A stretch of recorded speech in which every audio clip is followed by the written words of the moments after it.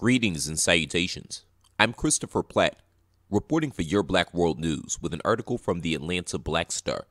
Don't forget to subscribe to this channel and visit theblackbusinessschool.com to learn about financial literacy and how you can grow your business today.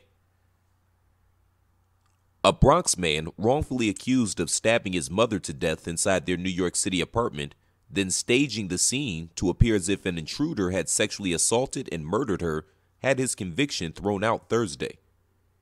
Hugh Burton, 46, spent almost 2 decades behind bars for a crime he didn't commit. Now, his slate is officially wiped clean. To hear that there's been public acknowledgement of what was done to me, that's when I get a bit emotional, said Burton, who was paroled in 2009. It just felt like a weight was officially lifted. Though he had his freedom, the Bronx man said living with the wrongful conviction of murdering his mother was too much to bear. Burton was just 16 years old when he was convicted for the 1989 stabbing of his mother, Keza Burton, 59, inside their apartment. The teen told police he came home to find his mother's bloodied body in her bedroom, but later gave a false confession, claiming he had murdered her after she refused to lend him $200 to pay a crack dealer.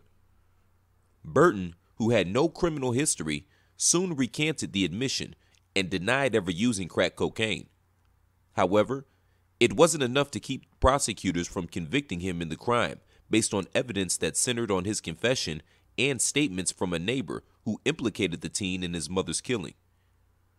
Bronx DA Darcel Clark now believes that the same neighbor who was caught driving Keza Burton's stolen car days after her killing is a viable suspect in her murder.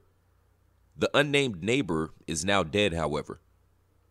In September 1991, Burton was charged as an adult for second-degree murder and sentenced to 15 years to life behind bars. Mr. Burton served 19 years in prison and since his release in 2009 has led a law-abiding life, Clark said outside the court on Thursday. He's maintained his innocence for almost 30 years, and now we will clear his name of this brutal killing. Susan Friedman, an attorney with the Innocence Project who worked alongside the DA's Conviction Integrity Unit to reinvestigate the case, described Burton as an extraordinary man. The injustice he endured is unimaginable.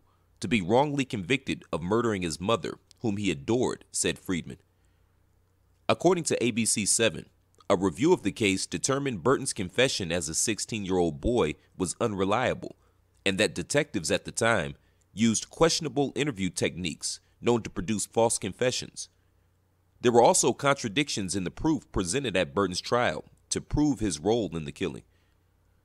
When my mother was murdered, the investigation was 48 hours, Burton told reporters after a judge tossed his conviction.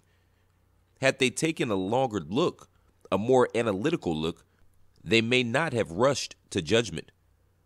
Despite his wrongful conviction, the Bronx man has spent the last decade working to rebuild his life and now hopes to help others who've been wrongfully locked up. Burton currently works in elevator construction and is training for a marathon in November, according to CBS New York. He had this poignant message for those who were in his position. Don't give up.